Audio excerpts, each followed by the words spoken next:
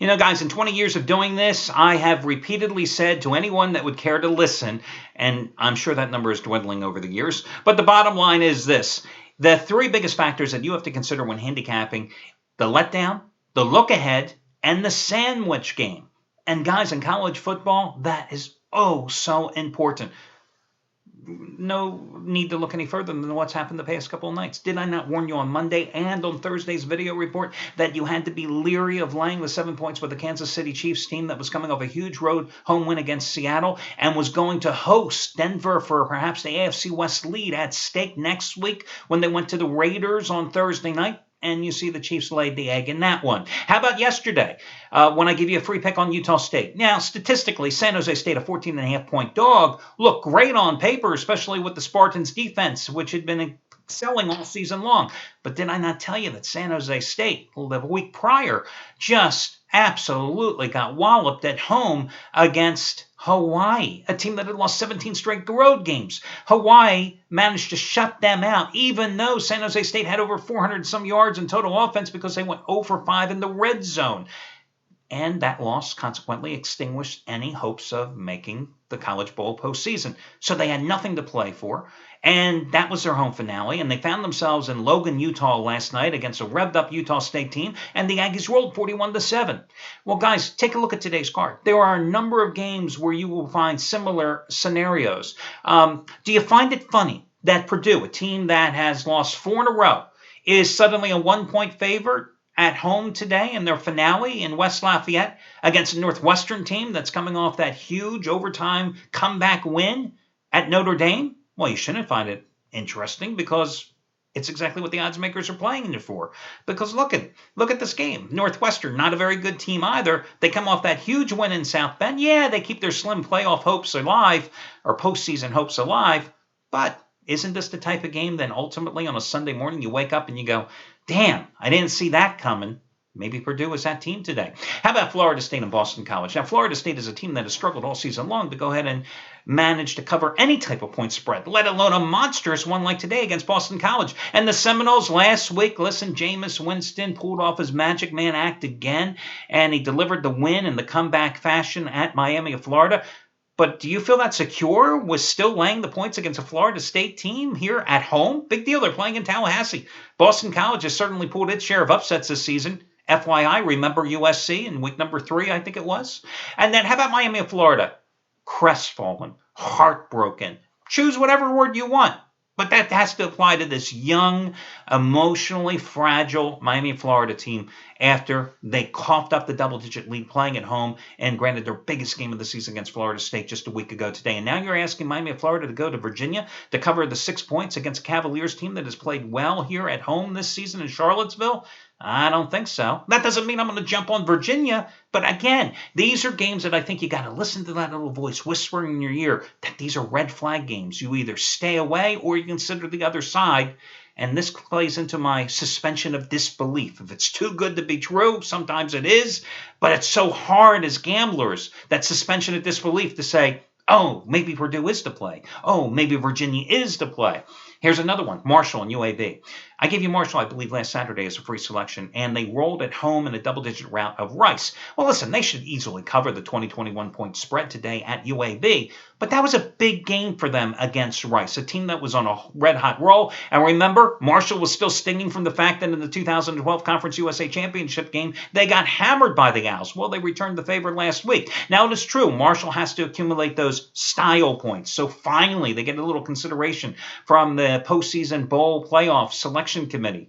But do you really want to lay the 3 touchdowns on the road in this game? Ole Miss and Arkansas. I believe I gave you a winner last week on Arkansas, and they finally earned their first SEC conference victory for Brett Bielema in the 17-0 shutout of LSU. Now think about it. LSU was the Debbie Downer team a week ago.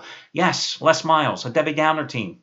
I don't know. When you think about that, it kind of makes sense, doesn't it? I mean, Les Miles, Debbie Downer. He's not exactly the most personable guy out there, right? LSU the week prior had coughed up the late lead against Alabama and subsequently lost Saturday night in Death Valley to the Crimson Tide. How were they going to possibly get up in a virtual pick'em situation in Fayetteville against Arkansas last week? And the Razorbacks delivered the 17-0 shutout. Now, the Razorbacks are not that good. They are improving. No doubts about it. And that's one of the reasons I took them last week as a free pick. But now, suddenly, does it make them worthy of being a 3-point dog today at home against Ole Miss? Now, Ole Miss had its own Debbie Downer period about a month ago.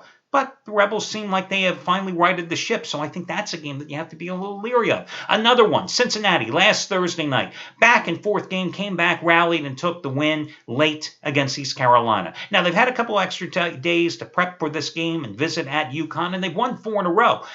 But do you feel that confident laying the big points with the Cincinnati team that hasn't played defense from the get-go this season, right? And do you feel that confident with Cincinnati, a team that still may perhaps have been celebrating that big comeback win against East Carolina? And laying the 9.5 to 10 at UConn? Again, I think it's a red flag game. Hey guys, Al DeMarco here. If you haven't figured it out by now, this is your Saturday video report. You know, it's not all about just telling you who's hot and who's not, although I will tell you a couple of guys. But listen, it's also about total transparency and telling you the way it is. Yesterday, Trace Adams, first, double your wager. NBA release of his career, a 2,000 star play after hitting a college release similar to that in college hoops 2 Fridays ago with Virginia against James Madison. He came out with the Cleveland Cavaliers yesterday, and it was a loser. So there you go. But let's talk about some of the guys that are red hot. And nobody has been hotter on Saturdays than Jeff Benton, guys.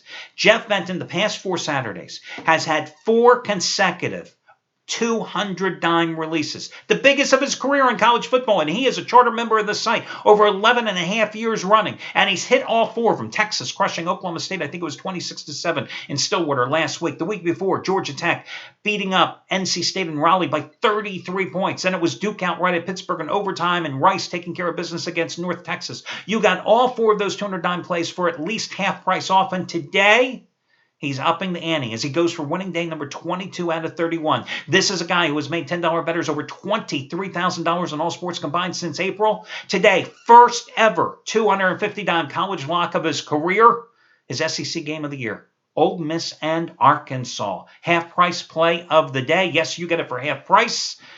And by the way, guys, this is over twice as strong as his 6 straight NFL winners, 75-dime winners, and the latest of which was the Raiders on Thursday night. You get it for half price simply by using his first name, Jeff, Jeff. I have to give props to Steve Buden's Cali Cartel team, the #1 football crew, now 26-1. 21 6 losses and a push for the season. After yesterday, you got their 50-dime winner on Utah State over San Jose State for $44, a savings of $70, $75 off the regular price. And their winner on the Raiders outright on Thursday night, a play you got for $34, saving $75 off the regular price. Today, save $70 with their 100-dime double your wager game of the year. It's their blowout of the year, and it matches their 100-dime winner on Florida State last Saturday. You save $70 by using coupon code CALI, C-A-L-I, C-A-L-I.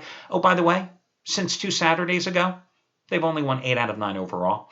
As for me, listen, last night I cashed in with a 10-dime play in the NBA on the Atlanta Hawks, who bounced back from a couple of blowout losses and took care of business at home against the Detroit Pistons. So those 10-dime plays, you know, I've done okay with them, certainly. I think 37-20 over the past 3 months. But today, raising the bar with my 15-dime release, my Saturday 15-dime college football winner number 5 out of 6. It's my Saturday night bailout of the year. It goes on the nighttime card. And when you get this play, if you happen to access this play, you'll go, oh yeah, I should have known he was on this play. Because if you followed me this season, you should already know who this play is. Now, that's the most I can tell you, other than the fact that you can get it for $29 and save $70 off the purchase price by using coupon code AL29. My first name, A-L, and the number 29. Again, this is even bigger than the 10-dime winner I had on Georgia Tech outright over Clemson last Saturday. All the other coupons and discount promos and stuff, blah, blah, blah, blah, blah. Oh, geez, did I forget to mention? How could I do this? Because every single Saturday I said the same damn thing over the past 3 years. Listen, today you can save potentially hundreds of dollars off your total purchase price by simply using coupon code 24%. That's 24PERCENT. That will save you 24% off your total purchase price. Now, this is a mix and match coupon. It's good for any handicappers plays, any handicappers packages. Only stipulation, it's a one-time usage coupon, which means you got to put everything in your shopping cart at one time. So you can't come in and get Jeff Benton's $250 release and then 6 hours later decide to get my Saturday night bailout of the year. Put everything in your shopping cart, and then you maximize your savings by taking 24% off the total purchase price by using coupon code 24PERCENT, no space between 24 and the word percent spelled out. If you ever have any questions about it, remember you can always contact customer service. The other thing that's beautiful about this coupon, and again, I issue this type of coupon every single Saturday for the past 3 years. If you happen to be in a long-term package with, let's say, Jeff Benton, who's made you a fortune since April, let's say you have 10 days left, you want to buy another 30-day package, you can go ahead, maximize your discount, take 24% off the top, and if you have any instant rebates available, they are also applicable. Again, if you ever have any questions, you can always contact customer service, and I dare you to say that as quickly as I do, since I do it every single Saturday. Okay, let's look at some of your complimentary plays here. Afternoon game, 3:30 Eastern Time, kickoff in South Bend. I know Louisville has that great defense, and I know Louisville has that great run as a road dog, blah, blah, blah, blah, blah. I also know that Louisville couldn't hold on to a double-digit lead at home against Florida State, and that's the lasting impression I have of Bobby Petrino's Cardinals. I know everything looks bleak here for Notre Dame today, a Notre Dame team that has just collapsed because their defense hasn't been able to stop anybody, giving up 43, 55, 39, 31, and 43 points in the last 5 games, of which they've lost 2 in a row and 3 out of 4. And this is a team that only gave up 60 points total in the season's first 5 games. But I like Notre Dame today. It's a hunch, but I like the Irish today. Now, I know Everett Golson sprained his shoulder last week in the home overtime loss to Northwestern. And I know he's committed 19 turnovers the last 7 games and has 12 interceptions on the season. But I just have this feeling today is the day you ride the Irish at home. Let's call it the luck of the Irish. What the hell? I mean, you know. And the fact is, I'm not that enthralled with Louisville with their quarterback, Will Gardner, out once some more. So I'm going to go with Notre Dame in this one. Michigan State laying 22 points at home in their home finale against Rutgers. You know, Michigan State is a team that impressed me last week. They went to Maryland. They dominated in the first half, and they rolled 37-15 against the Terps. Now, listen, the talent level between Maryland and Michigan State, not even close, okay? But the fact that Michigan State got blown out the week before in Lansing by Ohio State in that nationally televised games that effectively ended their national championship bid, that was an impressive win because they didn't get caught in that letdown trap game, okay? Now they're back at home. Home finale. They're 6-1 against the spread as a double-digit favorite this season. They're taking on a Rutgers team that just can't stop the run.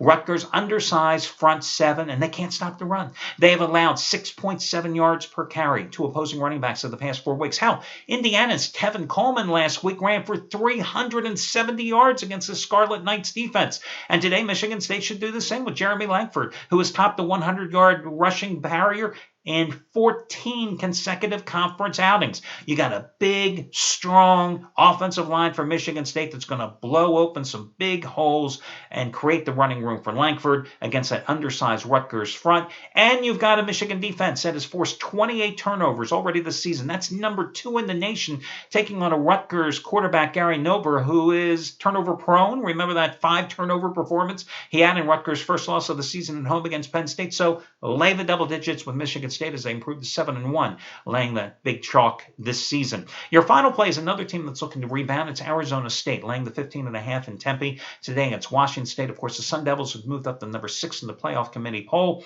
And then they went out to Corvallis, and they got clobbered by Oregon State last week, 35-27. And Taylor King, their starting quarterback, had his worst game maybe of his career. I mean, this was a game that Arizona State was up 24-14 at halftime, and it was just a total foldo. So they come back home, and they take on a Washington State team, which ironically is coming off a bye in Washington State's last game, November 8th. They won in Corvallis 39-32 over those same Beavers. But listen, Washington State, the way you're going to beat Arizona State is you got to be able to run the ball because Arizona State's run defense has been pathetic all season. Washington State doesn't run the ball. It's Mike Leach. It's the air raid attack. All they do is throw the ball. Hell, Connor Holiday, their starting quarterback, gets hurt. He goes out with a season-ending injury. They bring in a redshirt freshman, Luke Falk, against Oregon State on the road, no less. And he goes 44 for 61 with 471 yards, 5 touchdowns, and no interceptions. I swear to God, 95% of you out there, not you guys in the back, forget about you guys in the back, you could go and take over in that system and throw for 300 yards without even trying, okay? But again, they don't play any defense, that being Washington State. They can't run the ball to take advantage of Arizona State's defensive woes. And this Arizona State team, even though they do play in Tucson against arch rival Arizona on Friday, just 6 days from now, I think they rebounded home because remember, last time they played in Tempe, what did they do? Destroyed Notre Dame 55-31. So those are your 3 free plays, going with Michigan State, going with Arizona State, and crank up the band. We're going to go with the Irish in South Bend. That'll do it, guys, and best of luck to y'all. And I will catch you again on Sunday when we do this one more time.